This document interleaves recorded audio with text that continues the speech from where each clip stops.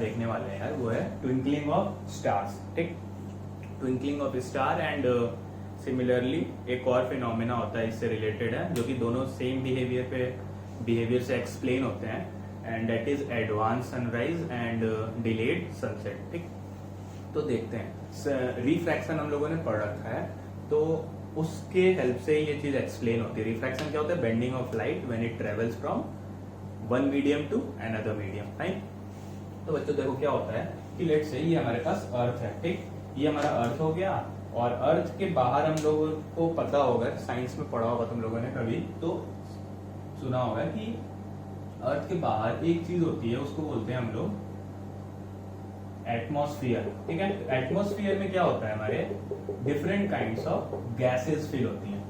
ठीक है, तो ये हो गया हमारे पास बोलते हैं हम लोग एटमॉस्फेयर। फाइन, तो एटमॉस्फेयर में क्या होता है? Different kind of gases fill होती हैं। कैसे? नाइट्रोजन हुआ, ऑक्सीजन हुआ, हीलियम हुआ, लॉट्स ऑफ जो भी गैसेस तुम देख सकते हो यार। ठीक है, ये केमिस्ट्री का और इन्वायरमेंट का टॉपिक है। तो different types of gases and dust particles, बहुत सारी चीजें प्रेजेंट होती हैं जिसकी वजह से ये एटमॉस्फेयर बनता है। ठीक है, तो एक पर्टिकुलर लेयर तक एटमॉस्फेयर होता है, इसके बाद डिफरेंट डिफरेंट लेयर्स होती हैं, उसके बाद वी हैव अ स्पेस। ठीक, स्पेस क्या होता है?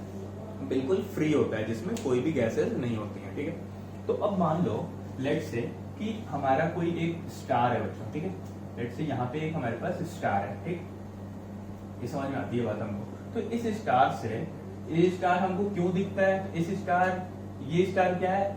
Act as a source. क्या? Source of light. राइट, तो अगर सोर्स ऑफ लाइट है तो यहाँ से लेट से मैं कहता हूं कि एक रे आई, ठीक है, एक और रे आई।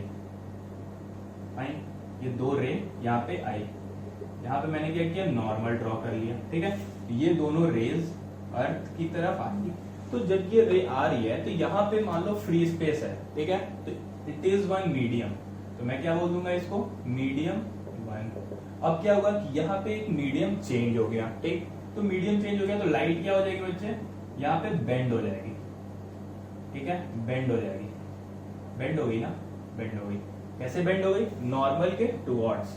ठीक है, इस पॉइंट पे अगर देखोगे तो ये नॉर्मल है अगर, ठीक है, तो लाइट क्या होगी? बेंड हो गई ऐसे। ये नॉर्मल था हमारे पास, ठीक, तो लाइट क्या होगी? बेंड हो गई। तो लाइट अगर बेंड हो गई तो जो बंदा यहाँ पे अर्थ पे खड़ा होगा बच्चों, ठीक है, तो जो बंदा यहाँ पे खड़ा होगा उसको क्या लगेगा कि ये लाइट कहाँ से आ रही है? इसको पीछे की तरफ ट्रेस करेगा, वो पीछे की तरफ ट्रेस करेगा। ठीक है, तो ये वाला भी पीछे की तरफ ट्रेस करेगा, पीछे की तरफ जब ट्रेस करेगा तो उसको लगेगा कि ये लाइट कहीं इस पॉइंट से आ रही है।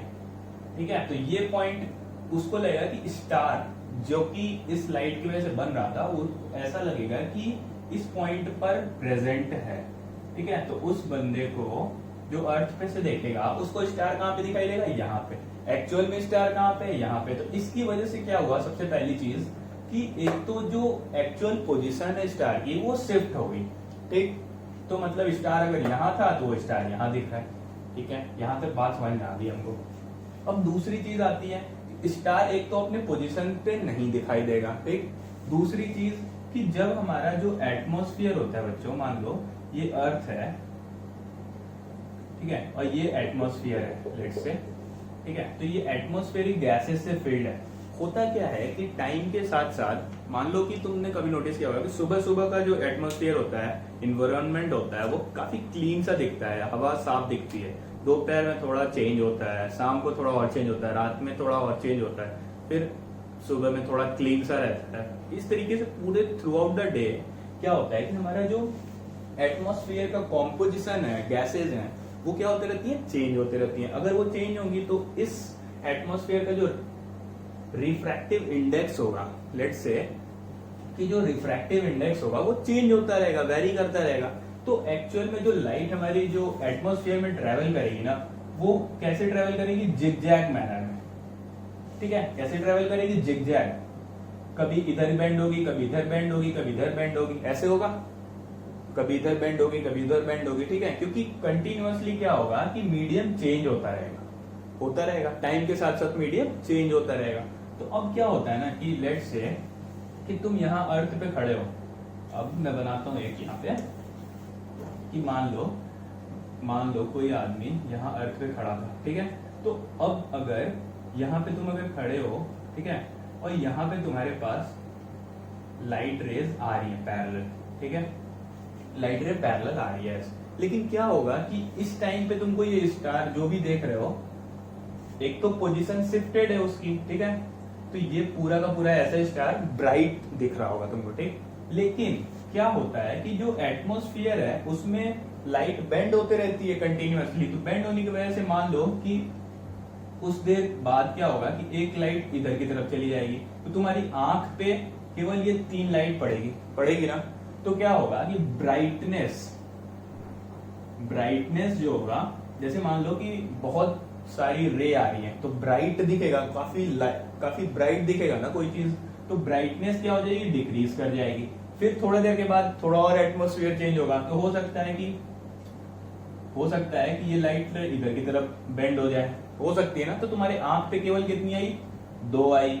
सिमिलरली थोड़े टाइम के बाद क्या होगा कि केवल एक ही आएगी, लेट से केवल एक ही आई, और ये वाले भी इधर चली गई, और आंख पे केवल तुम्हारे एक लाइट ही पहुंच रही है। तो एक लाइट पहुंच रही है तो क्या हो गया कि ब्राइटनेस तुम्हारी ब्राइटनेस ऑफ क्या, दिस स्टार, ठीक है, इस स्टार का जो ब्राइटनेस है वो डिक्रीज हो जाएगा। तो फिर क्या होगा कि फिर थोड़ी देर के बाद ऐसा होगा कि ये चारों की चारों आ रही होंगी, तो फिर से ब्राइटनेस इंक्रीज हो जाएगा।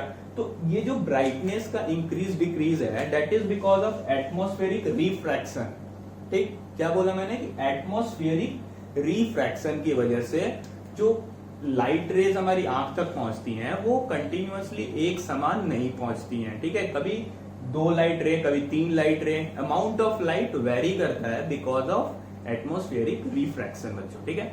जिसकी वजह से ये जो स्टार है वो कैसा दिखेगा हम लोगों को, कभी बहुत ब्राइट, कभी लाइट, कभी ब्राइट, कभी लाइट, कभी ब्राइट, कभी डार्क, ठीक है, मतलब कभी बहुत ज्यादा ब्राइट, तो हमको ऐसा लगेगा कि वो जल रहा है बुझ रहा है, जल रहा है बुझ रहा है, ठीक है। तो उसको हम लोग बोलते हैं कि ट्विंकल कर रहा है, फाइन।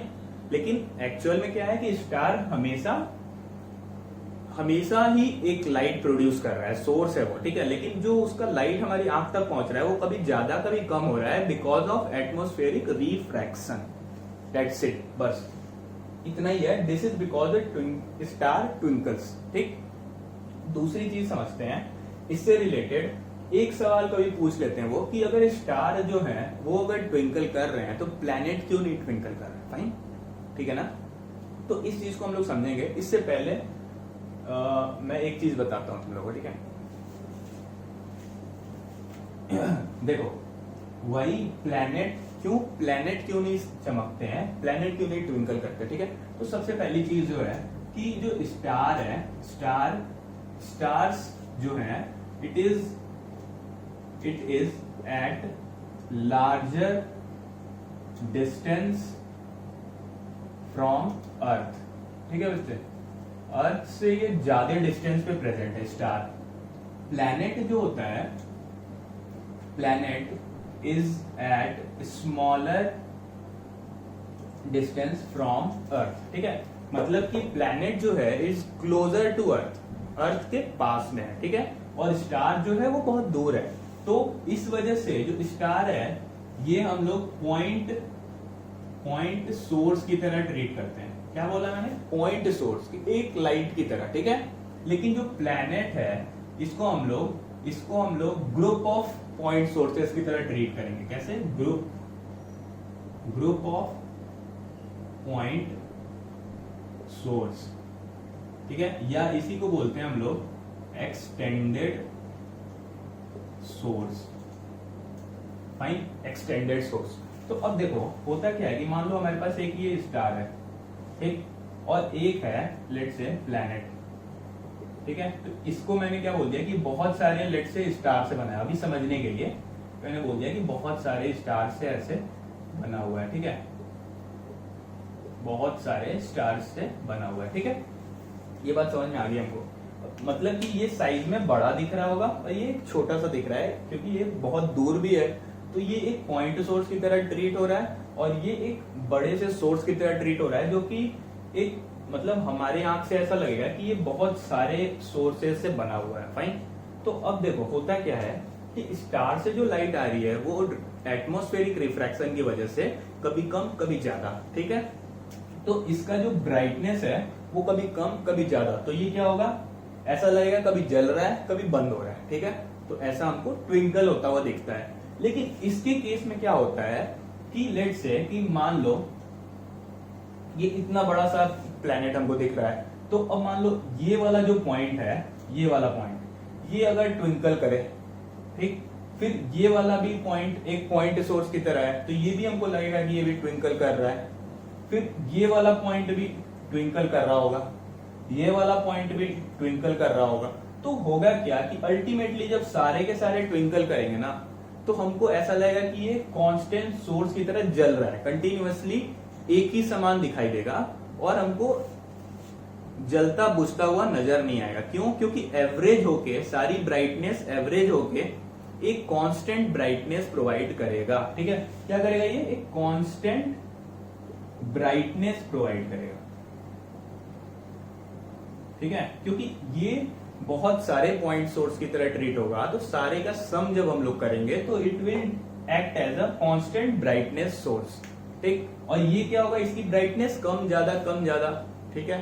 तो इस वजह से स्टार्स ट्विंकल करते हैं और प्लैनेट नहीं करते हैं, समझ गए ना। प्लैनेट अर्थ के पास होता है, जिसकी वजह से हम लोग उसको एक्सटेंडेड सोर्स यानी कि ग्रुप ऑफ पॉइंट सोर्सेज की तरह ट्रीट करते हैं। और सारे पॉइंट सोर्सेज अगर ट्विंकल करेंगे तो एवरेज क्या आएगा उनका, एक कांस्टेंट ब्राइटनेस मिलेगा हमको, फाइन, एक कांस्टेंट ब्राइटनेस।